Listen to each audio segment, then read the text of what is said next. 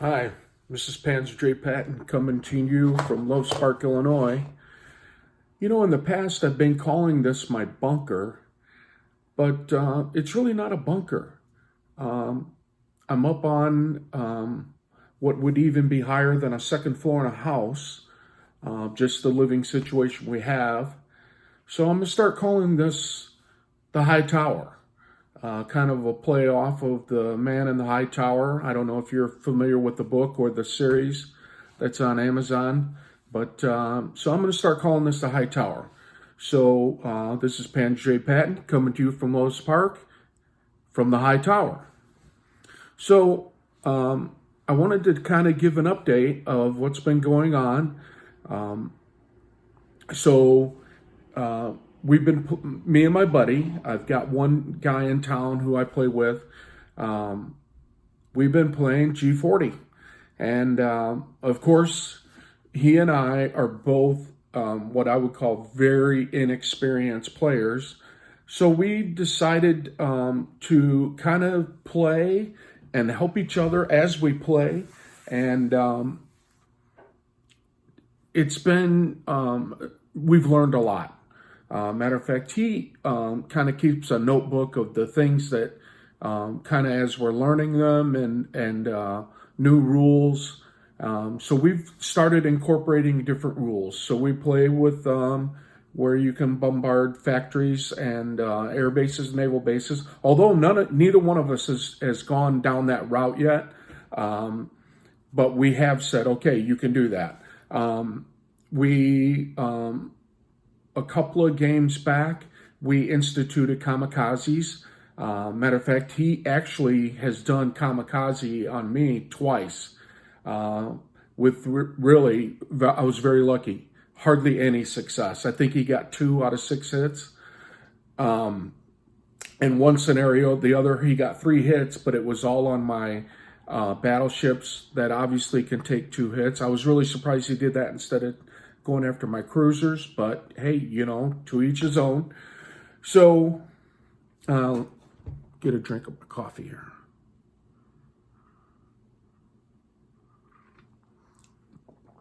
I tried not to do that before, but I've been watching General Hand Grenades videos, and he drinks coffee, so if it's good enough for him, I think it's good enough for me. I'm not saying I'm as good as General Hand Grenade at this, obviously not, but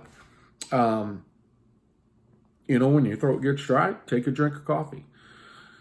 Now, the other thing is, it's really late at night here. It's probably 2 o'clock in the morning, something like that. And today I was sick and I was really nauseated and I couldn't even, and I was experiencing some other physical things going on. And so I didn't go to dialysis today. And instead I just kind of laid around and slept. And because when I'm nauseated, I can't do anything. If I get up or do anything, it makes me really sick.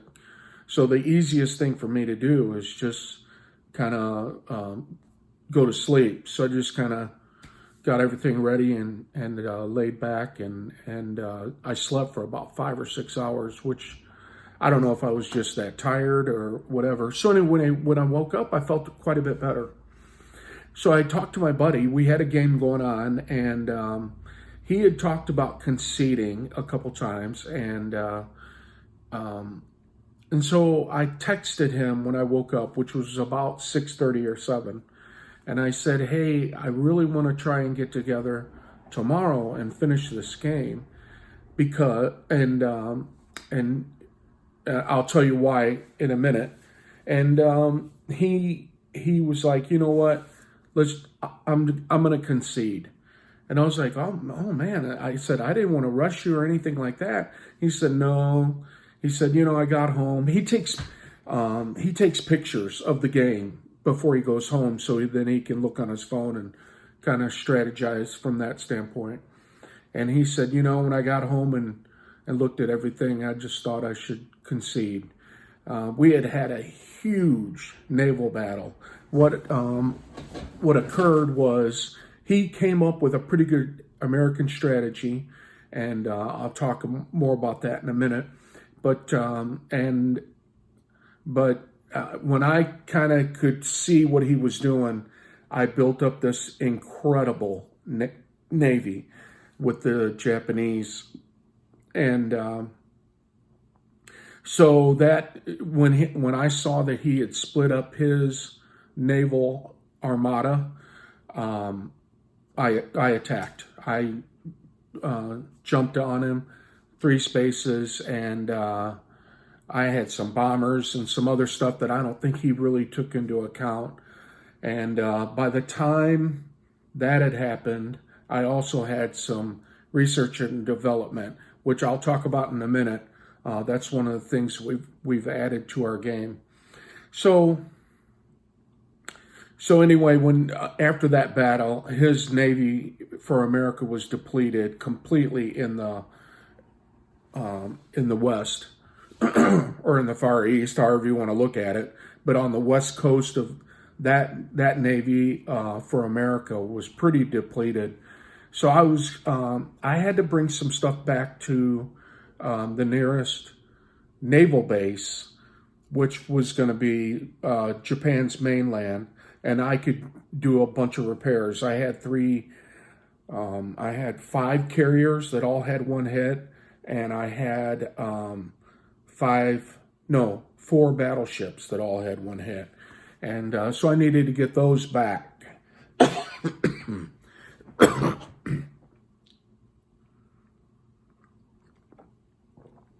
I had to get those back to get them repaired.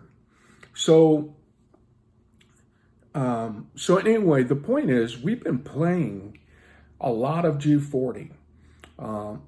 We've had I don't know, 3 or 4 times we've had to call Grasshopper, get some clarification about some stuff. You know, reading the manual, if you're out there and you're a new G40 player and you read the manual and you sit down to play, there's going to be some things that are not quite clear in the manual. So I encourage you to, General Hand Grenade has some great videos, strategy videos and whatnot. Grasshopper is renewing his G40 videos. I encourage you to watch those. They're very informative. There's a lot of things that I would say are not clear in the instruction booklet or manual, whatever you want to call it. They're not clear. And so I encourage you to watch those. I encourage you to, bounce questions off of whoever you can, whether it be Facebook. I know Grasshopper answers questions on his YouTube channel. I'm sure General Hand Grenade would too. I've never really asked him a question, but I'm sure he would too. So anyway, use the resources out there. Don't get discouraged. Don't, feel like I don't want to ask a question. I'm going to feel like a dork. And I don't. None of that is true. So if you have a question, if you're not clear, maybe go to the rule book, see if you can find out. If you can't, ask. Go to a video, ask somebody, and I'm sure, G.I. Joe, General Hand Grenade, and Grasshopper for sure. All those guys, Sired Blood, they all are into this to recruit more players. That's the idea, is to recruit more guys playing. It's a great game. We all love it. And so don't feel that way if you're a new player. And I say that because me and my buddy, we're both new players, and I've been asking Grasshopper many questions to clarify some things. But right now, I am in the middle of, we kind of took a break. When my buddy said he conceded, we took a break. And then, so that there's 3 things I want to talk about, basically in this video. The first thing is, while we were playing our G40 series, and we've been playing about 5 weeks and probably 5 or 6 games in that time period. And our games usually go between 8 and 11 rounds. Somewhere in there, there's usually a turning of the tide, usually around 8. Germany's really starting to overwhelm Russia. The UK and Italy are battling for the North Africa, and that battle usually is going on. And obviously, in round 4, the U.S. starts encroaching on Africa. So there's some give and take there. Germany usually has to help Italy out. They just don't have the IPC value to be able to to hold off the UK and America.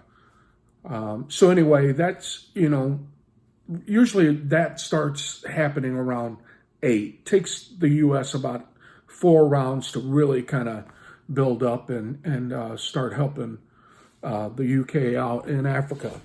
So one of the things that happened about, I guess, probably mid-January, is I went to my buddy and I said, okay, we're going to start doing research and development. We wanted to incorporate that part to our game.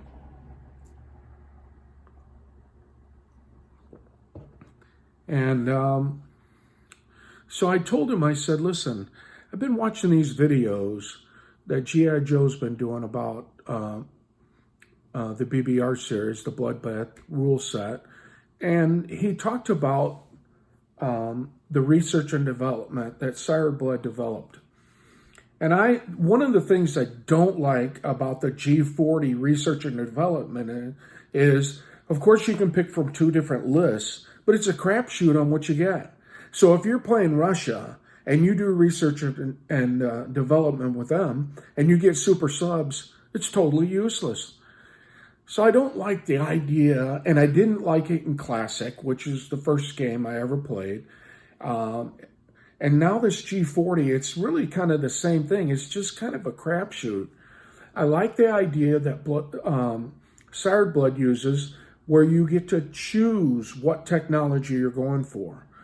And obviously, it's a little bit more of an income investment when when you do it through the Bloodbath rules.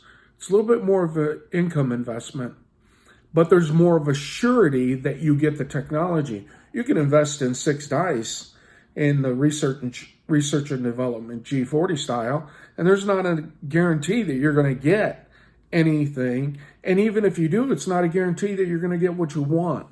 So it is a little bit more expensive in the Bloodbath set, but it's there's a surety that eventually you will get it, and you get what you're aiming for, what you want.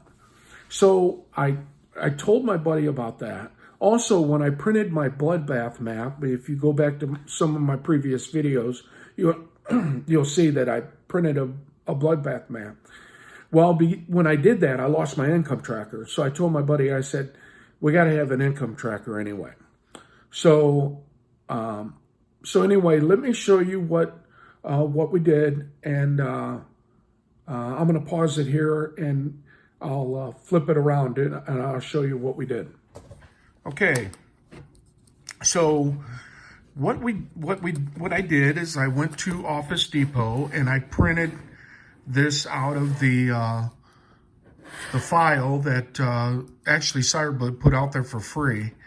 And it's in the rule book too, which I did buy a couple of those, but this is the free file that he put together. Let me turn my camera just a little bit. So what I did, this is supposed to be on 28. So what I did is I printed this out. I got it printed on about the thickest paper I could get at Office Depot. And I printed it out, and so we were using it with it laying flat. And the problem was we couldn't both see it. It was on, we use a card table, and we couldn't both see it. So I told him, I said, you know what? I think what I'm going to do is, Germany's supposed to be on 30. I said, I think what I'm going to do is I'm going to have this printed on, or I'm going to take this and I'm going to get it and glue it to to a metal piece. So on the back side of this, you can see I got a piece of stainless steel metal. I just went to a local fabricator and I said, hey, this is what I'm trying to do. And he said, yeah, I can do that. So I got this piece of sheet metal, and then I took the income tracker and the research and development. Let me show you that. So I have the research and development and the income tracker at the bottom, and I glued this to that metal. And then I took these roundels and I put little magnets on the back of them. I don't know if you can see that with my big fat thumb in the way, but anyway, there's magnets on these. So now you put them on there and they stay in place. Now, I know other guys have done this, and I know it's not some great innovative thing, but now I can stand this up at the back of my board and we can both see it.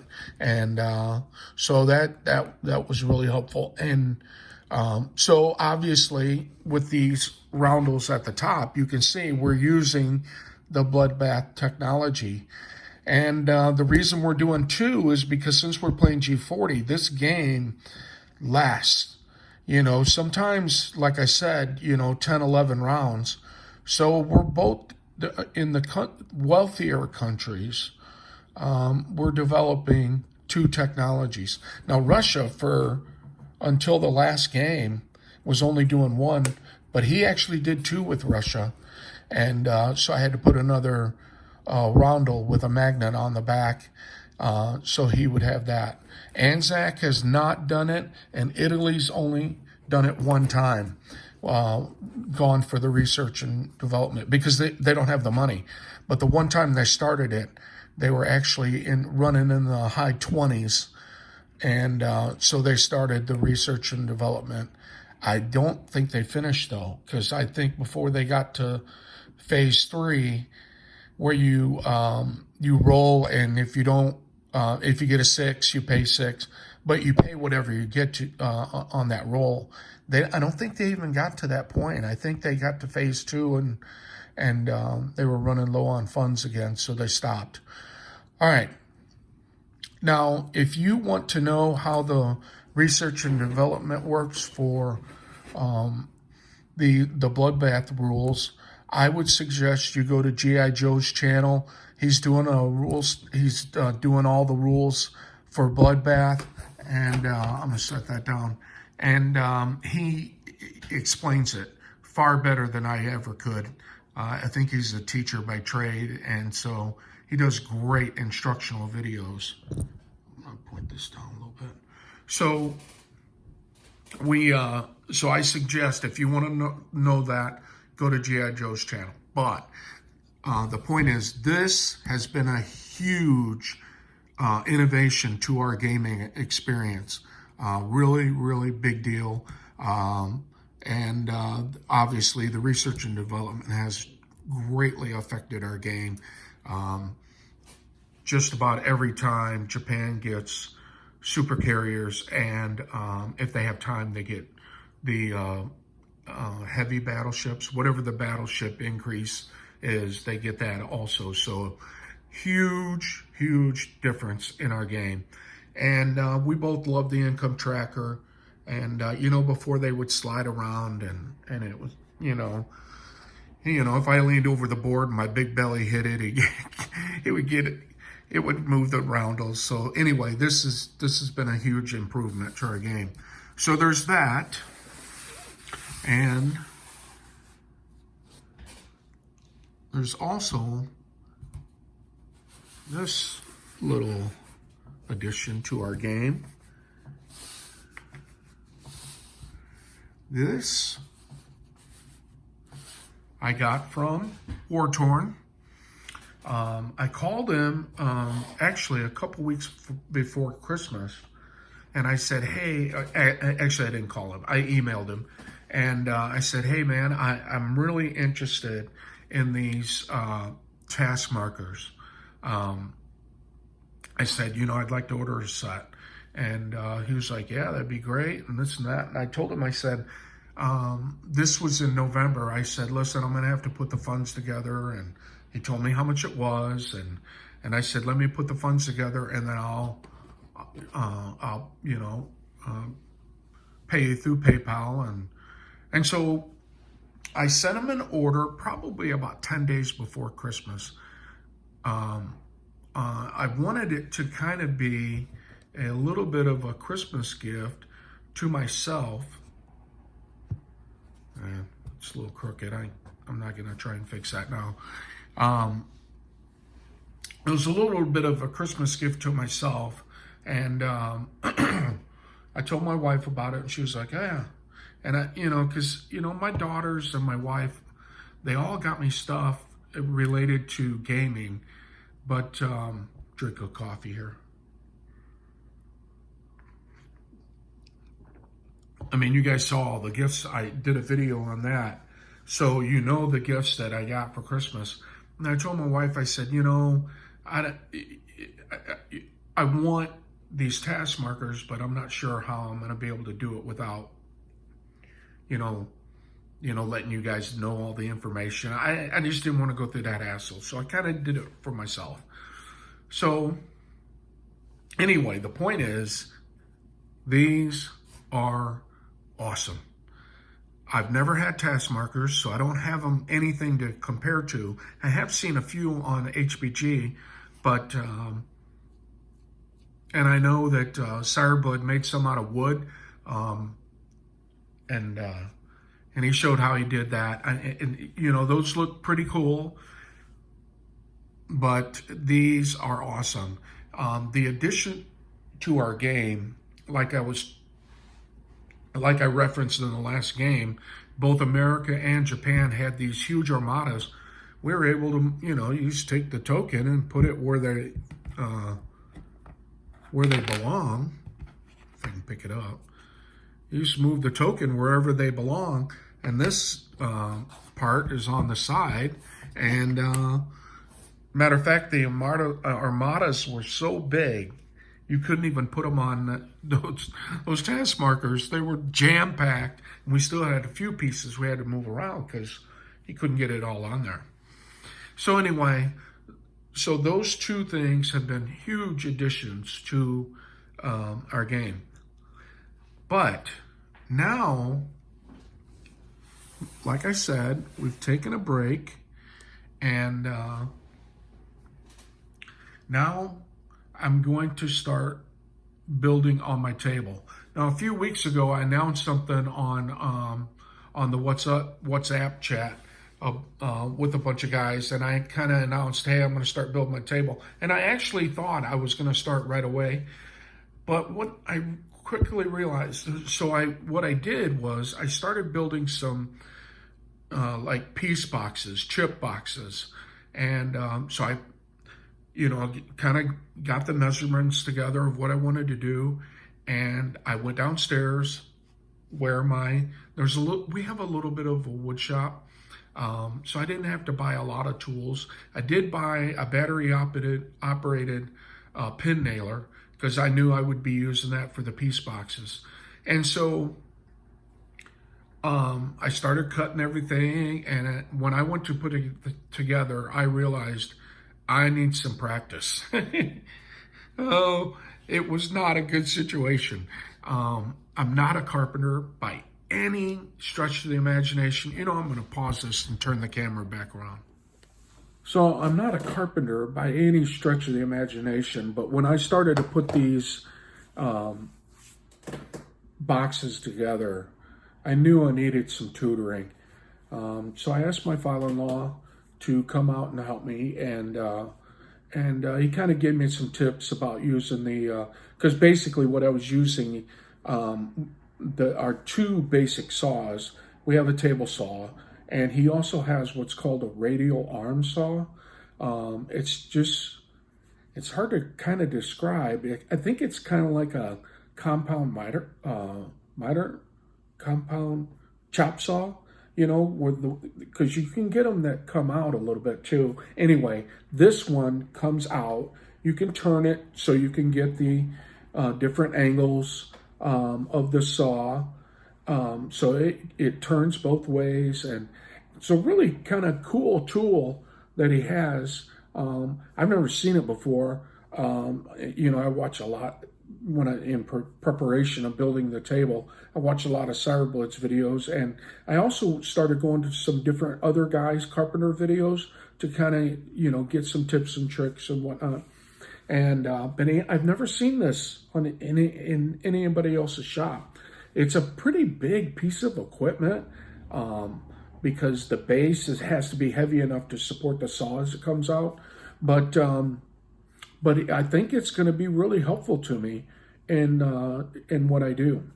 So, but we don't have a chop saw, so that's kind of be of a little bit of an experience as we go through this to kind of take what Cyberblitz did on a chop saw and use the radial arm saw for it. So anyway, I think it's going to work out though. So anyway, those were the tools I had. So I cut my box out, and then when I went to put it together, I used both the table saw and the chop saw, or the radial arm saw. And when I went to put it together, the measurements were a little bit off. Like I said, it was a little janky. So I recut some of the pieces after getting some tips from my father-in-law about how to measure on the table saw, and the radial arm saw was pretty easy. I just kind of made the lines and cut off the lines. But so after I did that, I realized I need to do a little more practice. And at the time, the board that we use for our game was, obviously had a map on it and game pieces, and we did want to play and get some experience. So that's where we're at. So right now, I hope within the next month, because I don't have the stamina to do a lot of stuff at the same time. So it's going to be like, okay, today I'm going to put one rail on one side of the board. To be able to do that will take a lot of energy on my part. And like I said, I don't have the energy with my kidney failure. So I'll have to, I'll do that. And if it's on a day that it snows, I do help with the snow removal around here. And so I will have to, I won't be able to do anything that day. But I hope to, actually, one of the things I'm going to do is we don't have a lot of room by our table saw. So a lot of the long pieces, I'm going to cut I'm going to have Home Depot cut them. So I'm going to get the poplar, and then like the rails that kind of surround the whole board. If you've seen Cyberblitz videos, those are 1 5/8. I'm just going to have them do all the ripping of the 1 5/8 pieces that I'll need. And so then I'll come home and cut them to size or miter them if I do go that route. I'll do that here, but I'll have them rip them all. So that's going to save me a lot of time and energy and effort and all that, is to have them rip all those pieces. I'm also going to have them rip the 7/8 pieces. Those are for the roundels and the income tracker. I'm going to have that done there. And I think that'll be it. I think the other, like, I think they're 1/4 or 1/8 inch pieces that he does for the income tracker. I think I'll do that at home. It'll just be easier, and because they don't have to be in long pieces, you can kind of piece those together. Anyway, the point is, won't have to do that ripping. I can have that done at Home Depot, and I won't have to have that done here. So that's where I'm at. So I really hope within the next month I'll have my first table done. But they're going to cut, but Home Depot will do the ripping of the poplar, and they'll also, on the piece of birch, quarter-inch birch that you build the table on, they'll cut that to size too. So I think I'm really close to getting this done, which is one of my huge goals, is to get this table done. Anyway, also my buddy is going to print a bloodbath map, but he's not on YouTube, so I'm going to have to figure out how to pay Sire Blood for that. But he and I can work that out. But he's going to print a bloodbath map, and so anyway, it's things are really starting to happen. And I think he wants to print his like huge though. He wants it. He's going to go to Office Depot and say, all right, how big can you print this, for a reasonable amount of money. But so anyway, he likes big. Bigger is always better to him. He wants one of those where you have to get up and walk around. And I'm like, yeah, I'm not about that. But, like I've said many times, to each his own, whatever you like. All right, so that's an update on everything that's going on. Obviously, I shouldn't say obviously, but I think when he and I both feel more comfortable about sharing our games, we'll start doing some videos about games. He's a pretty good thinker, and he comes up with some, what I would say, different strategies I haven't seen from time to time. And so anyway, that's all that's going on here. Just wanted to give everybody an update, and just kind of let you know what's going on. This is Panzer J. Patton signing off.